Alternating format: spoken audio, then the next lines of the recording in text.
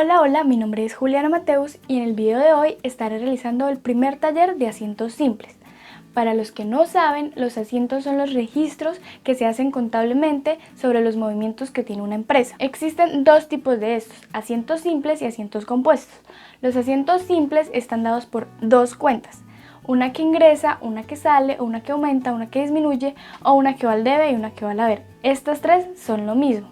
Los asientos simples se usan académicamente para identificar y aprender el manejo básico de las cuentas, para después llegar a los asientos compuestos que tienen un poquito más de dificultad ya que se manejan más de dos cuentas. Sin más preámbulos, iniciemos con el video. Dice: realizar los siguientes asientos simples con sus respectivas cuentas T. Se crea la empresa Mis Pies, la cual tiene por objeto social la comercialización de zapatos deportivos, y este es su movimiento del mes de abril, es decir, esta empresa solo se dedica a la compra y venta. Primero, su dueño aporta para la creación 50 millones de pesos en efectivo.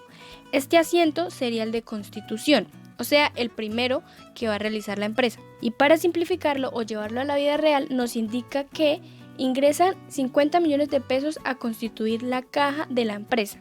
Recordando un poco la dinámica, nos dice que los activos, como lo es la caja, se aumentan por el debe, entonces el registro quedaría en el debe. Y su contrapartida es una cuenta de patrimonio, que por lo general se usa en aportes de socios o creación de empresa, como es este asiento. Le corresponde el código 3115 llamado aportes sociales, y el patrimonio, recordando la dinámica, se aumenta por la columna del haber. Se crea una cuenta corriente en el banco XY y se consigna el 50% del dinero recibido por el dueño. Entonces, este dinero va a ingresar a una cuenta de banco que tiene el código 1110. Como pertenece a un activo y los activos aumentan por el debe, el valor del 50%, que en este caso serían 25 millones, estarían ingresando al debe. Y su contrapartida sería la cuenta de caja 1105, como la vamos a disminuir porque sacamos el dinero para meterlo al banco, iría en la columna del haber. Tercero, se compra mercancía nueva por valor de 10 millones, cancelamos en efectivo. Primero, buscamos un grupo de inventario que se aplique a la compra y venta de mercancía.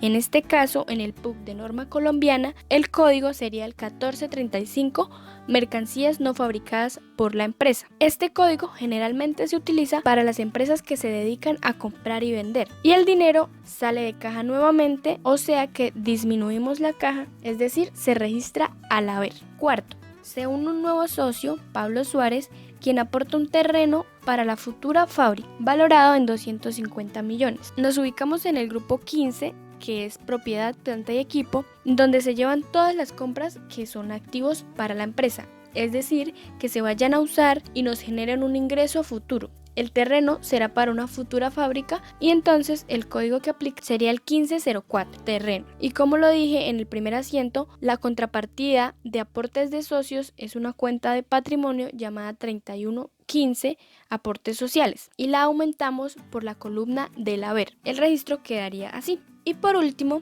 se realiza la compra de un escritorio y una silla por 1 millón, se cancela en cheque. Lo primero que debemos tener en cuenta es que esta compra no la podríamos registrar como un activo, así que descartamos la posibilidad de usar un código que inicie con el número 1, ya que de este no obtendríamos una ganancia o beneficio económico al futuro, por lo que se llevaría a una cuenta de gastos, la 5195, llamada diversos. Recordando la dinámica, los gastos aumentan por la columna del debe, entonces lo registramos 10 millones al debe. Su contrapartida es un cheque. El dinero no salió en efectivo, es decir, no salió de nuestra caja, salió de nuestro banco en forma de cheque, así que la cuenta que se afectaría sería la 1110, bancos, y estamos sacando el dinero, así que se registraría en la columna del haber. Y así quedarían las cuentas T de estos 5 movimientos. Las cuentas T son los registros más simplificados de cada cuenta específica. Entonces vemos los movimientos de caja, de bancos,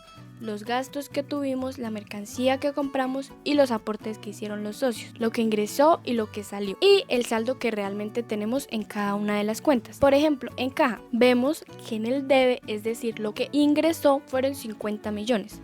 Por el lado del haber tenemos que salieron 25 millones, que fue lo que consignamos en bancos, y 10 millones, que fue con lo que pagamos la mercancía que compramos. Es decir, ingresaron 50 y salieron 35. ¿Cuánto dinero tenemos realmente en la caja? 15 millones. Y así funciona con todas las cuentas T.